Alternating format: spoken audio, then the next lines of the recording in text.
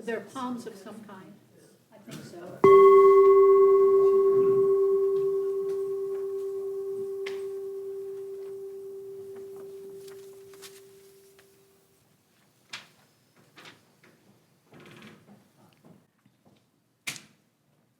Look to this day, for it is life, the very life of life. In its brief course lie all the verities and realities of your existence, the bliss of growth, the glory of action, the splendor of beauty. For yesterday is but a dream, and tomorrow is only a vision. But today, well lived, makes every yesterday a dream of happiness, and every tomorrow a vision of hope. Look well, therefore, to this day. As is our custom, if you'd like to come and light a candle for whatever personal or private reason, please do so while we sit in stillness, listening to the prelude.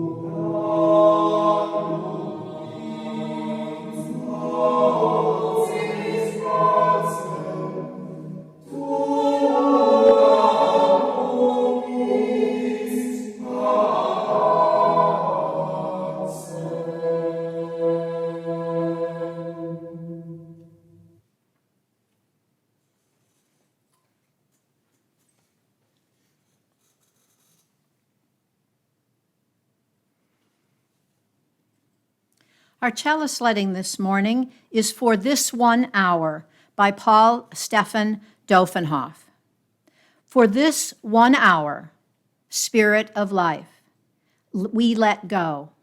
For this 1 hour, may we let go of our anxieties, our fears, our anger, our self-doubts, our regrets, our petty grievances, and our distractions.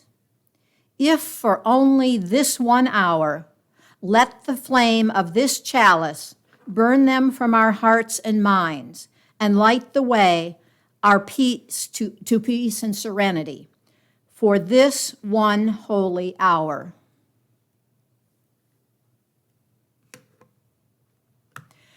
Join me as together we remind ourselves of the affirmation that is the cornerstone of our free faith tradition. The words, should you need them, are in the morning program. Love is the spirit of this church, and service is its law. This is our great covenant, to dwell together in peace, to seek the truth in freedom, and to help one another.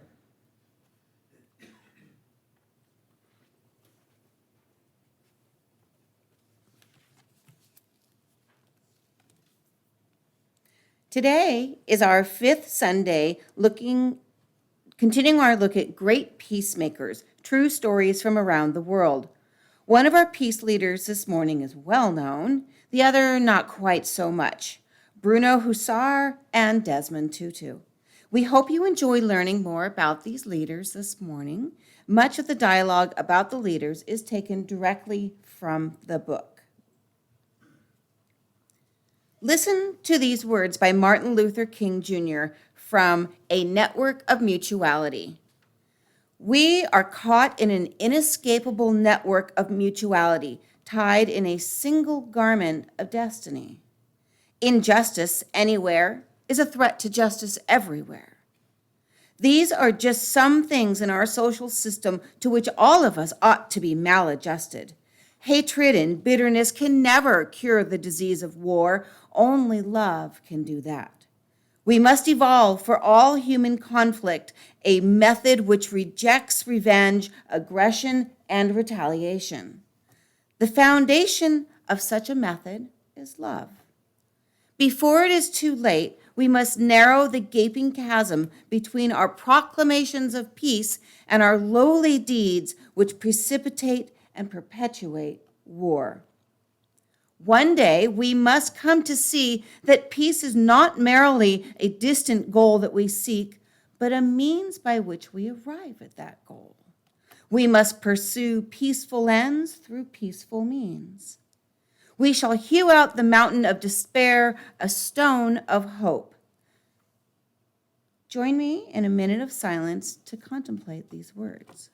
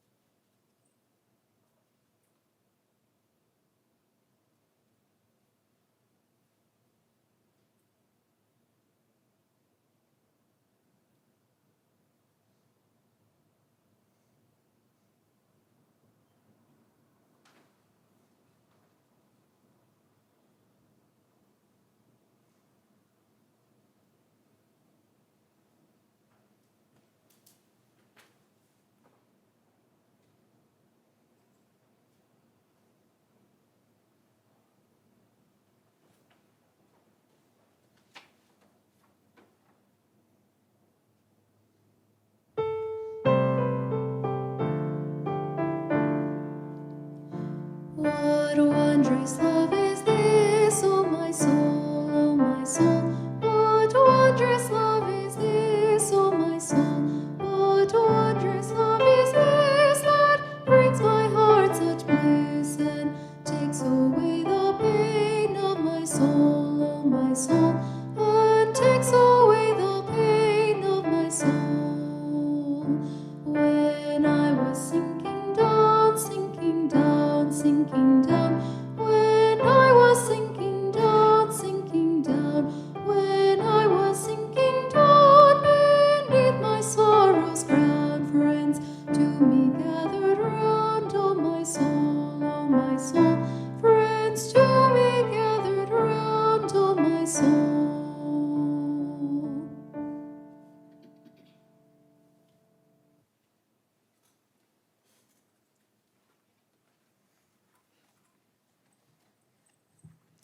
If you are like me, I'd never heard of Bruno Hussar before, and I found him an extremely fascinating man to study. Cultivating peace between Israelis and Palestinians, Catholic priest Father Bruno Hussar founded an interfaith village where Jews and Arabs live, learn, and work together. This oasis of peace, which is the English translation, Neve Salom and Wat Asalam, those are the other pronunciations, probably not quite correct, has been repeatedly nominated for the Nobel Peace Prize. Its School for Peace has taught more than 35,000 people its conflict management approach. Accepting years of hardship to realize his dream, Hussar demonstrated that even in the most troubled regimes, interfaith harmony is possible. Born in Cairo, Egypt in 1911, to a Hungarian father and a French mother, both non-practicing Jews, Bruno Hussar was raised speaking English, French, and Italian. In Hussar's 18th year, his father passed away, and he and his family moved to France, where he worked to support his family. Shortly thereafter, one of Hussar's close friends died, causing Hussar to ponder the meaning of life. Seeking answers, Hussar started reading the Bible and began feeling deeply connected to both Judaism and Christianity. With his mother's blessing, he decided to become a Catholic priest. Later, he reflected, "I feel I have 4 selves. I am a Christian and a priest. I really am a Jew. I really am an Israeli. And if I don't feel I really am an Egyptian, I do at least feel very close to the Arabs whom I know and love." Hussar's diversity identity served him well in Israel, the setting of his life's work and a land of tremendous religious diversity. After Hussar became a priest, his superior asked him to spend a year in Israel exploring ways to establish a Dominican Center for Jewish Studies there. Hussar jumped at the chance, and eventually the center was approved and established, with Hussar at the helm. From this springboard, he dove into other activities for Interfaith Harmony, consulting to the Israeli delegation to the General Assembly of the United Nations, and conducting conferences on Christian-Jewish dialogue. In 1967, the Six-Day War brought attention to the dire need for reconciliation between Israeli Jews and Palestinian Arabs, both Christian and Muslim. Insightful and practical, Hussar realized that for true reconciliation to occur, people must share the same experiences of daily life as their fellow human beings. So began the dream of Oasis of Peace. Hussar envisioned his interfaith village to show that it was possible to live together in a spirit of equality and brotherly cooperation, respecting differences which would be mutually enriching, and at the same time to form a model for a school of peace. Referring to this school, he explained, "For years, there have been academics in various countries where the art of war has been taught. We want to found a school for peace, for peace too is an art." Naysayers dismissed Hussar's vision as nothing more than a mirage, scoffing that it was impossible to build such a village in the Middle East. Furthermore, Hussar had neither money to fund the village nor land on which to build it. Fortunately, this did not stop him. And in 1969, a Trappist monastery heard of his vision and generously offered to lease him approximately 100 acres of land for 100 years for minuscule rent. Perched on a hilltop between Jerusalem and Tel Aviv, the property had been uninhabited and uncultivated since the 14th century. Laying the groundwork for the village, the intrepid priest and his friends faced grueling work and harsh living conditions, with plenty of snakes and scorpions, but no electricity, roads, or water. There, Hussar lived for 4 years in a shipping crate, an 8-foot cube, in which he carved out a window and a door. Cheerfully, he reported, "You can live very well for years in such a place." To Hussar, the worst part of the experience was not the hardships, but that even after many years, no residents had come to live at the village. At this point, Hussar decided that he would abandon the project in 1 year unless 2 things happened. A Jewish or Arabic family came to live at the village, and enough money came in to build it. To Hussar's delight, within a few months, a Jewish family arrived, and members of the Catholic organization Pax Christi contributed much welcomed funds. Soon thereafter, more residents moved to the village, and Hussar noted, "They have done so because they can't bear being in a country where 2 peoples never stop fighting. They feel they must do something to help them come together in peace." These brave residents joined this experimental community despite the risk of being denounced as traitors by their friends and relatives, because they chose to live with the other side. Trying to release deeply ingrained prejudices and practice peace on a daily basis, inhabitants of the democratically governed village found that it was no utopia. Heated arguments occasionally broke out between Jews and Arabs, as well as between members of the same group. Nonetheless, the dedicated villagers did not give up. Seeing village children playing together as equals, Hussar beamed. Neve Shalom is certainly the only place in Israel where Arabic and Jewish children are brought up together, seeds of tomorrow's peace. As part of their upbringing, children from the school and surrounding towns attend the village's Oasis of Peace school. There, every student learns both Hebrew and Arabic, in addition to traditional academic disciplines, studying each subject with both a Jewish and an Arab teacher. Most importantly, children learn to respect and appreciate each other's identities while maintaining their own identity. As Hussar pointed out, our children do not fight, not between Arabs and Jews, between a child and another child. I've never seen a child saying, "Oh, Ahmed is an Arab," or "Moshe is a Jew." I've never seen that. Being a priest, Hussar originally imagined that the village would have a strong religious character. However, he soon discovered that most of the families arriving were agnostic and led secular lives. Nonetheless, Hussar accepted them as they were and appreciated them for their willingness to devote their lives to creating peace, reconciliation, and brotherly love. To give residents a quiet place for reflection, Hussar built a simple white dome that he called the House of Silence, believing we need to hear that thin silence in the midst of din of conflict and pain in our world.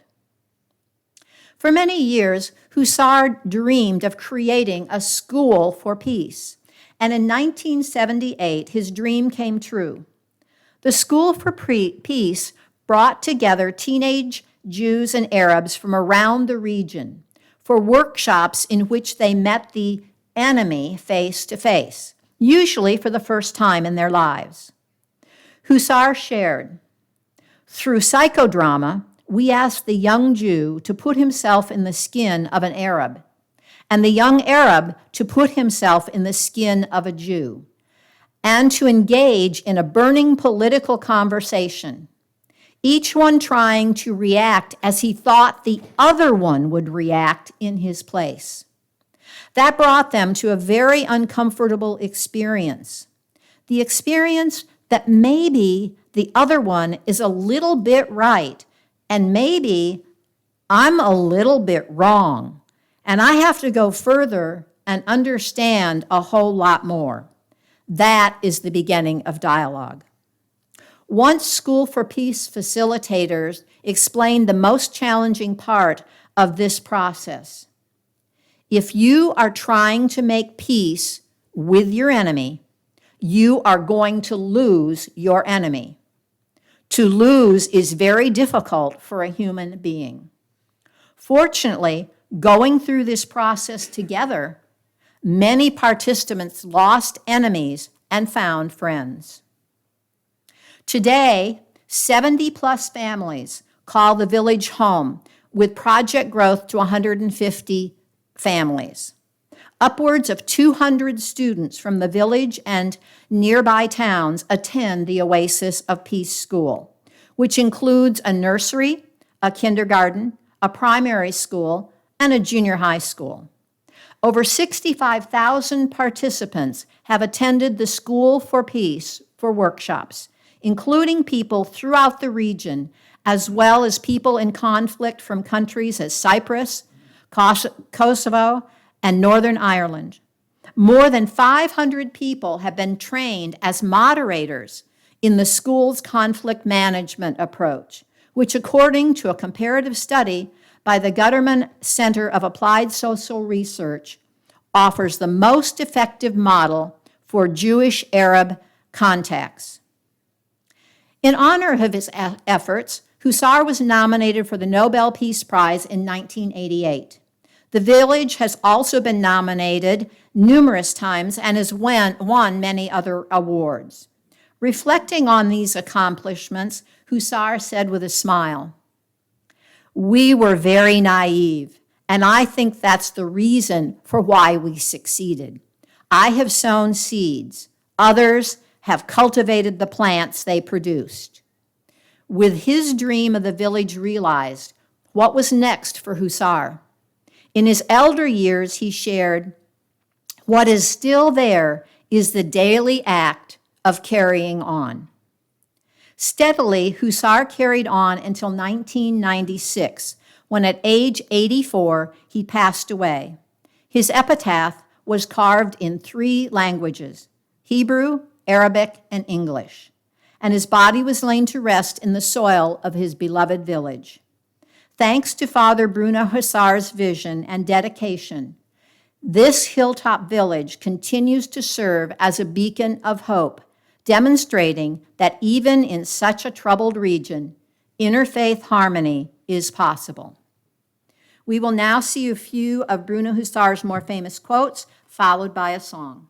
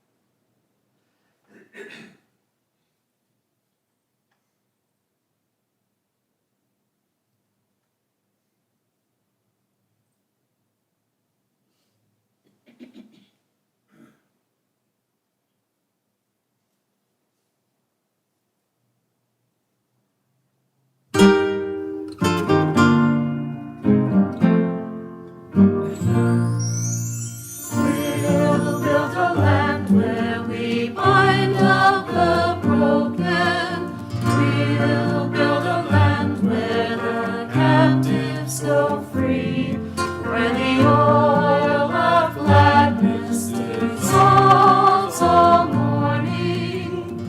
Oh, we'll build a promised land that can be. Where sisters and brothers, anointed by love, they can create peace.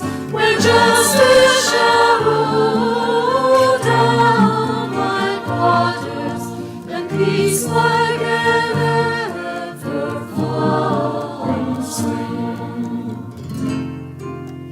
We'll build a land where we bring the good tidings to all the afflicted and all those who mourn, and we'll give them garlands instead of ashes. Oh, we'll build a land where peace is born.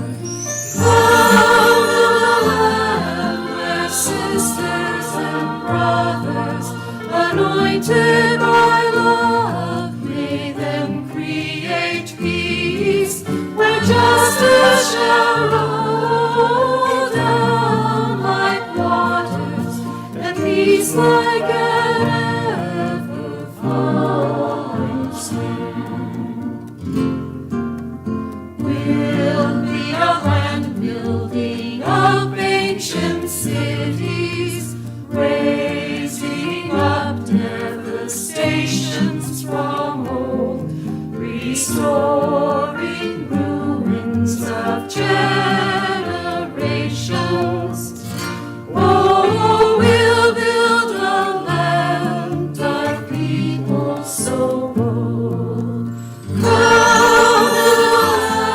Where sisters and brothers, anointed by love, may them create peace. Where justice shall roll down like waters, and peace like an ever-flowing stream.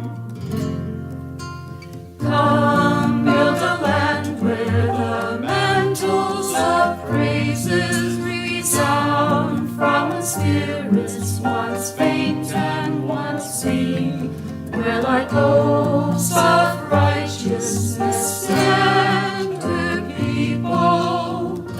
Oh, come build a land, my people we seek.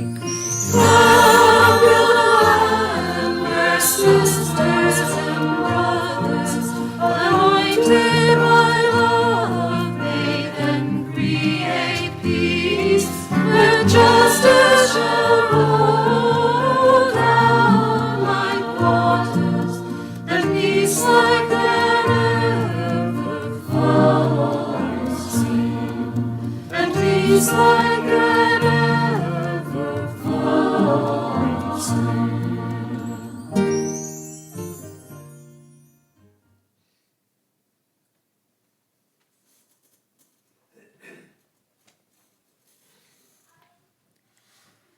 Playing an instrumental role in ending apartheid in South Africa won Archbishop Desmond Tutu the 1984 Nobel Peace Prize. That did not end his immense impact on South Africa, as he helped guide it toward a more unified future, a future based not on forgetting or avenging the past, but on healing it. Today, this joyful Nobel laureate continues to promote the power of reconciliation and his belief that all people, regardless of their differences, belong in the human family. In Klerksdorp, South Africa, Desmond Tutu was born in 1931 to a school teacher and a domestic worker who early on taught their son the value of honoring diversity. Tutu recalled, "I never learned to hate." At age 12, Tutu contracted tuberculosis and was hospitalized for nearly 2 years. During that hospitalization, he received weekly visits from Trevor Huddleston, a white Anglican priest who became a celebrated anti-apartheid activist. Huddleston's kindness was a profound effect on Tutu, who later pondered, in South Africa, a white person caring for a black township urchin maybe went to contributing to, say, a lack of bitterness against whites. At least one white man seemed to be a nice white man. Initially trained as a teacher, Tutu changed his career to theology after getting frustrated with the pitiful education system afforded blacks under apartheid. Apartheid, which is a policy of strict racial segregation, enabled the white minority, made up of British and Afrikaners, people of Dutch, German, and French descent, to dominate the majority, made up of blacks, Asians, primarily from India, and people of mixed white, black, and Asian heritage.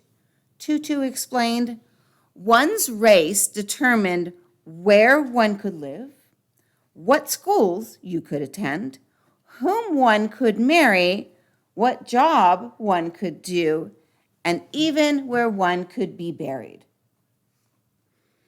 One of Tutu's most heart-wrenching encounters with apartheid occurred when he, his wife, Leah, and their children were picnicking on a black beach. Tutu remembered his daughter said, "Daddy, I want to go on the swings." And I said with a hollow voice and a dead weight in the pit of my tummy, "No, darling, you can't go." "What do you say? How do you feel when your baby says, 'But Daddy, there's other children playing there'? How do you tell your little darling that she could not go because she was a child, but she was not really a child, not that kind of child? And you died many times and were not able to look your child in the eyes because you felt so dehumanized, so humiliated, and so diminished."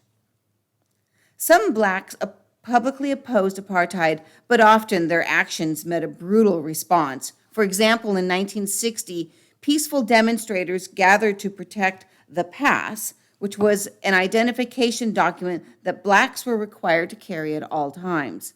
At the site of the demonstration, police opened fire, killing 69 demonstrators, most of whom were shot in the back when they tried to flee in what became known as the Sharpsville Massacre.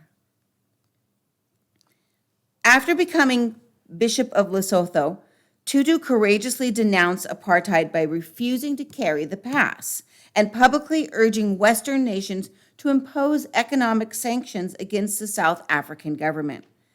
Taking this controversial stance, Tutu risked imprisonment and, of course, received repeated death threats. Yet he persevered by remaining civil to his opponents. Understanding that many whites had just been born into the apartheid system and really never had reason to question it, he told white officials that justice would ultimately win, and he invited them to join the winning side. For his nonviolent approach, Tutu received the 1984 Nobel Peace Prize. Even as a Nobel laureate and later as Archbishop of Cape Town, Tutu was still not free and had to wait until he was 62 years old before being allowed to vote in his own country. When that long-awaited day arrived, it was just nothing short of glorious.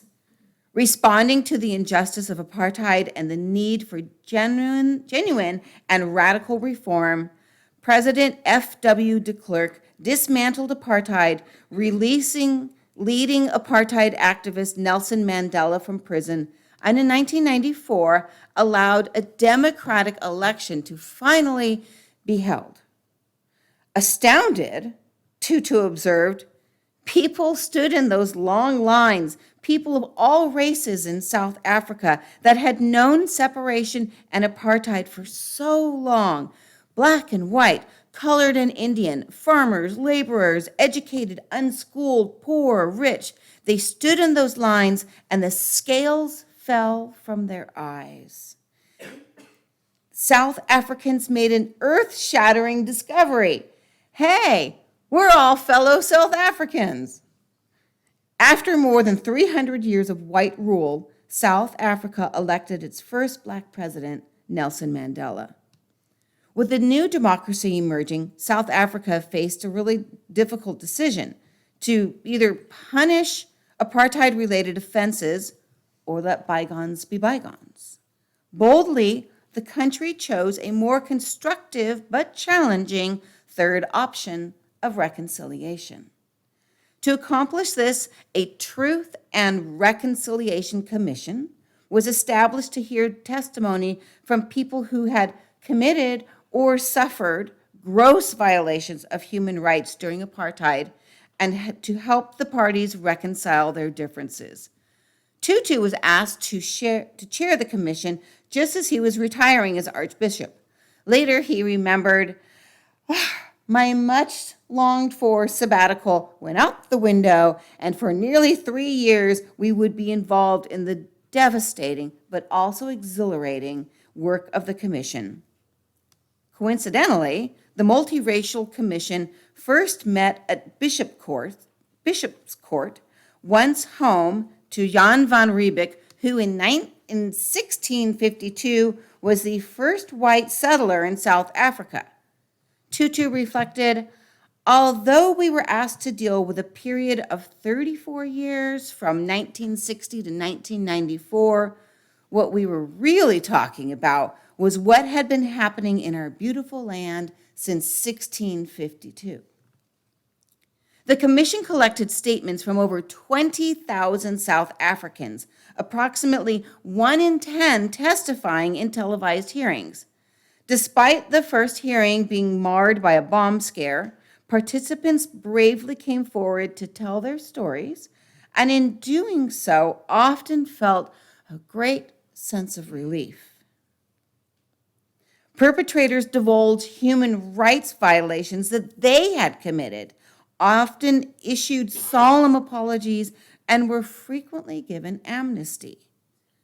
Tutu saw this as an effective way of uncovering the truth.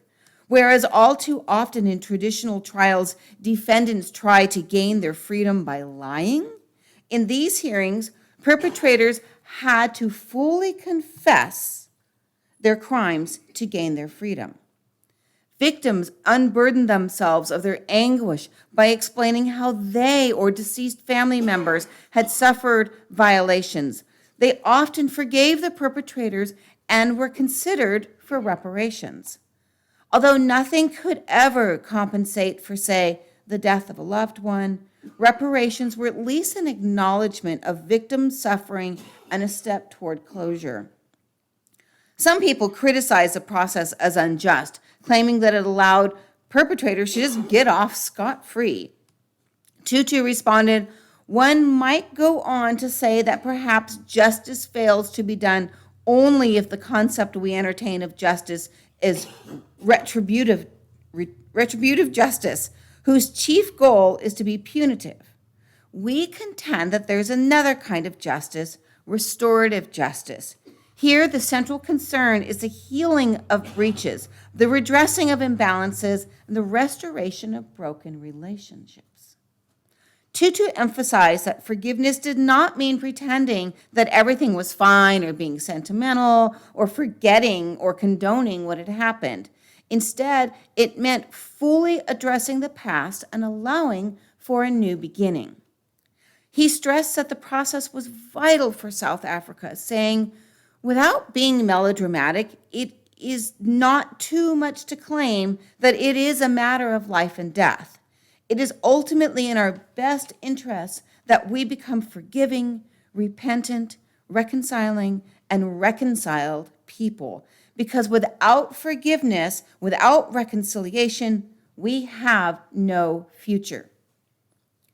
Personally hearing accounts of gruesome tortures and killings day after day and managing disputes between commission members eventually took a toll on Tutu, who admitted candidly, "There were many moments when I thought I really should have had my head examined for agreeing to take the job of chairing this particular commission." During the course of the commission, he was diagnosed with prostate cancer. "It probably would have happened whatever I had been doing, but it just seemed to demonstrate that we were engaging in something that was costly. Forgiveness and reconciliation were not something to be entered into lightly or facilely." Tutu could not help wonder if he had absorbed, in a sense, some of the anguish of those who testified.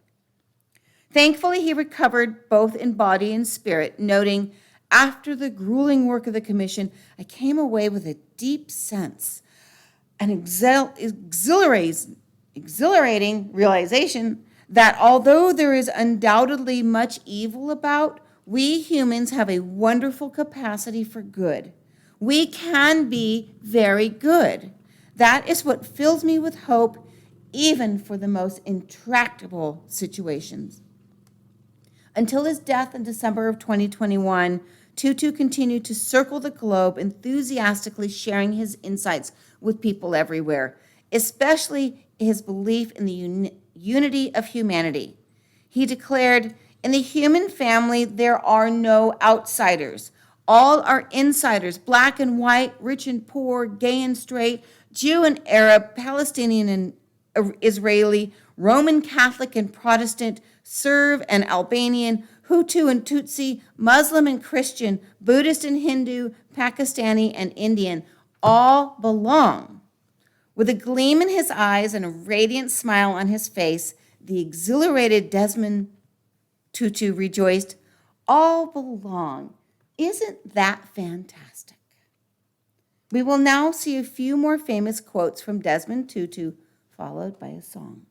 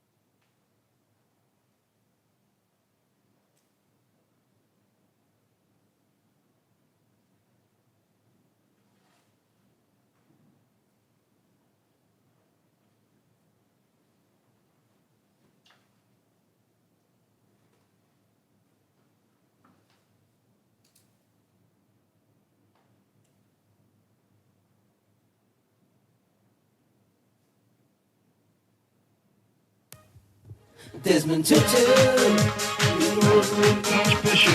Tutu, he's the Reverend Archbishop. Tutu, he's the Reverend Archbishop. Tutu, he's the Reverend Archbishop. Tutu, he's the Reverend Archbishop. Tutu, he's the Reverend Archbishop. Tutu, he's the Reverend Archbishop. Tutu, he's the Reverend Archbishop. Tutu, he's the Reverend Archbishop. Tutu, he's the Reverend Archbishop.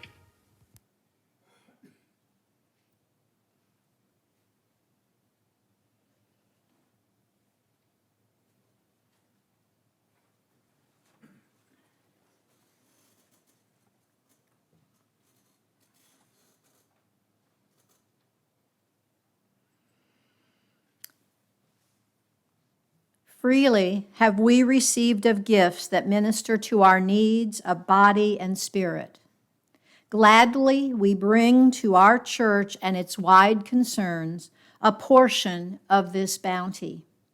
The bowl awaits, or you may donate online.